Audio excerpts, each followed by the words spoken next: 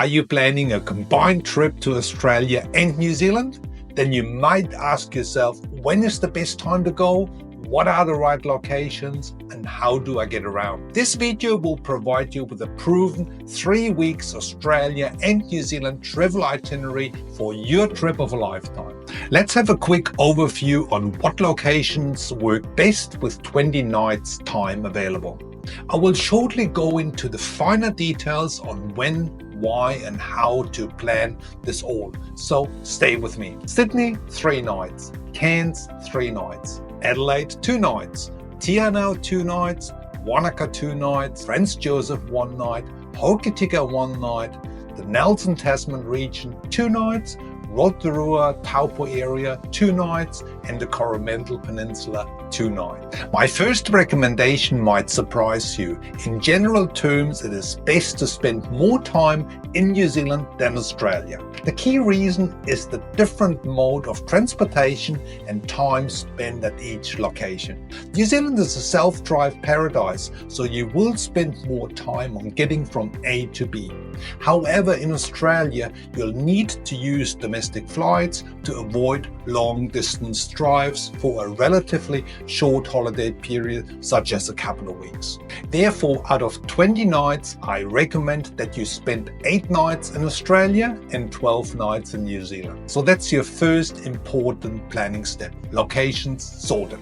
I will talk more about individual places and routes in a few minutes. Now, the next key decision is when to travel. This is absolutely crucial. Let's talk about timing of travel in Australia and New Zealand.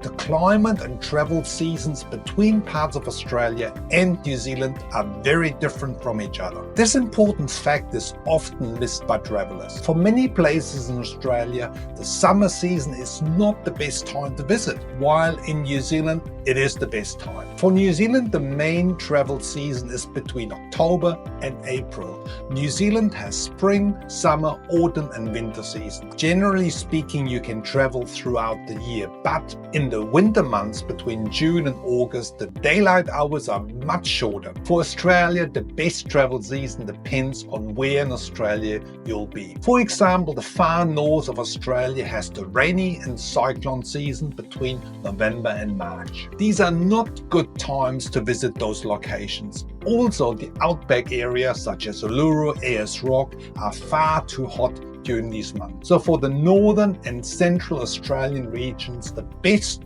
months to travel is between April and October. However, for the southern regions of Australia like Adelaide, Kangaroo Island, Melbourne and Tasmania, the summer season between October and April is the best time to visit, very much like New Zealand. So as a summary, the very best time to visit Australia and New Zealand combined is either April and May or September and October. If you find this video helpful, please hit the subscribe button below to stay in touch for more helpful New Zealand travel videos to come. So let's look into the sample itinerary, which starts in Sydney, Australia and ends in Auckland, New Zealand. As mentioned before, timing is crucial.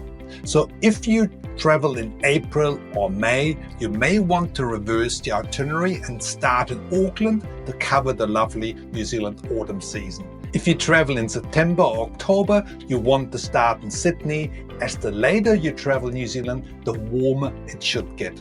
That's the theory, but hey, who can predict the weather in these days? Important, if you have any questions, please put them into the comments box below and I will answer them for you. Let's go through this map with selected locations and cover the reasons on why we have selected those. Keep in mind that you can download this sample itinerary with a link in the description box. Also put links to recommended accommodation, tour and transport options. Sydney 3 nights. Explore the city and its key attractions. It's also a great way of getting over your jet lag. For your second full day, I recommend that you head out